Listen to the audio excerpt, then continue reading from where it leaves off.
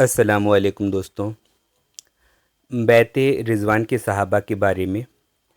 قرآن کی 48ویں سورہ یعنی سورہ فتح کی 18ویں آیت میں لکھا ہے، بے شک اللہ مسلمانوں سے راضی ہوا جب وہ آپ سے درخت کے نیچے بیعت کر رہے تھے، پھر اس نے جان لیا جو کچھ ان کے دلوں میں تھا، بس اس نے ان پر اطمینان نازل کر دیا اور انہیں جلدی ہی فتح دے دی۔ قرآن کی اس آیت کا پس منظر بتا دیتا ہوں آپ کو۔ سن 6 ہجری میں نبی صلی اللہ علیہ وسلم کے ساتھ 1400 مسلمانوں نے کعبہ شریف کی زیارت کا سفر کیا، لیکن قریش نے مسلمانوں کو حدیبیہ کے مقام سے آگے بڑھنے کی اجازت نہیں دی۔ آپ صلی اللہ علیہ وسلم نے حضرت عثمان بن عفان رضی اللہ عنہ کو قریش سے بات چیت کرنے کے لیے بھیجا کہ شاید کوئی سمجھوتا ہو جائے، لیکن ہوا کیا کہ جب حضرت عثمان مکہ گئے تو لمبے وقت تک ان کی کوئی خبر مسلمانوں کو نہ ملی۔ اصل میں عثمان رضی اللہ عنہ کو قریش نے مکہ میں روک لیا تھا، اور یہاں حدیبیہ کے پاس موجود مسلمانوں کے بیچ یہ افواہ اڑ گئی کہ حضرت عثمان رضی اللہ عنہ کو شہید کر دیا گیا ہے۔ اس موقع پر آپ صلی اللہ علیہ وسلم کے ہاتھ پر وہاں موجود تمام مسلمانوں نے قسم اٹھائی کہ وہ قریش سے جنگ لڑیں گے اور حضرت عثمان کا قصاص لینے میں جان کی بازی لڑا دیں گے۔ مسلمانوں کی اسی قسم کو بیعت رضوان کہا جاتا ہے، جس بیعت میں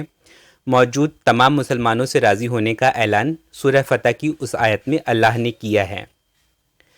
ابو الغادیہ رضی اللہ عنہ بھی اسی بیعت میں موجود تھے، جن کے بارے میں لوگوں میں غلط تصور پھیل گیا ہے کہ انہوں نے حضرت عمار رضی اللہ عنہ کا قتل کیا۔ لیکن یہاں بڑے صاف الفاظ میں مولانا مودودی رحمہ اللہ نے اس آیت کی تشریح میں کچھ باتیں لکھی ہیں، وہ ہم سب کو پڑھنی چاہیے اور ان باتوں پر غور کرنا چاہیے۔ مولانا مودودی اس آیت کی تشریح میں لکھتے ہیں، میں ان کا اردو متن بھی لکھتا جاتا ہوں اور ساتھ میں ہندی ترجمہ بھی۔ وہ لکھتے ہیں، یہاں پھر سے وفاداری کی اسی بیعت کا ذکر ہے جو حدیبیہ کے مقام پر صحابہ سے لی گئی تھی۔ وفاداری کی اس بیعت کو بیعت رضوان کہا جاتا ہے کیونکہ اللہ سرو شکتیمان نے اس آیت میں یہ خوشخبری سنائی ہے کہ وہ ان لوگوں سے راضی ہو گیا جنہوں نے اس خطرناک موقع پر جان کی بازی لگا دینے میں ذرہ برابر بھی تعمل نہیں کیا، سنکوچ نہیں کیا، اور نبی صلی اللہ علیہ وسلم کے ہاتھ پر سرفروشی کی پرتیجھا کر کے اپنے ایمان میں ایک دم کھرے اور سچے ہونے کا اسپشٹ پرماڑ پیش کر دیا۔ وقت وہ تھا جب یہ مسلمان کیول ایک تلوار لے کر آئے تھے، صرف 1400 کی تعداد میں تھے۔ وہ جنگ کے کپڑوں میں بھی نہیں تھے، بلکہ انہوں نے احرام کی چادریں باندھ رکھی تھیں، اور وہ اپنے جنگ کے اڈے یعنی مدینہ سے 250 میل دور تھے، اور دشمن کا گڑھ کیول وہاں سے 13 میل دور تھا جہاں سے دشمن ہر طرح کی مدد لا سکتا تھا۔ اگر ان لوگوں میں اللہ اور اس کے رسول اور اس کے دین کے لیے ایمانداری کی کوئی کمی ہوتی تو وہ اس خطرناک موقع پر اللہ کے رسول کا ساتھ چھوڑ دیتے اور اسلام کا پرسار ہمیشہ کے لیے رک جاتا۔ ان کی اپنی ایمانداری کے علاوہ کوئی باہری دباؤ نہیں تھا جو انہیں نشٹھا کی پرتیجھا کرنے کے لیے مجبور کر دے۔ اس وقت خدا کے دین کے لیے مرنے کی ان کی اچھا اس بات کا اسپشٹ پرماڑ ہے کہ وہ اپنے ایمان میں سچے اور کھرے تھے، اور ان میں اللہ اور رسول کے پرتی اچتم استر کی نشٹھا تھی۔ اس لیے اللہ تعالیٰ نے انہیں یہ سرٹیفکیٹ دیا کہ انہوں نے اللہ کی خوشنودی حاصل کر لی ہے، اور اللہ کی خوشنودی کی یہ سند ملنے کے بعد اگر کوئی شخص ان سے ناراض ہو یا ان پر بدزبانی کرے تو اس کا جھگڑا ان لوگوں سے نہیں بلکہ اللہ سے ہے۔ اس پر جو لوگ یہ کہتے ہیں کہ جس وقت اللہ نے ان لوگوں کو خوشنودی کی یہ سند دی تھی اس وقت تو وہ سچے تھے، لیکن بعد میں وہ اللہ اور رسول کے پرتی وشواس گھاتی ہو گئے۔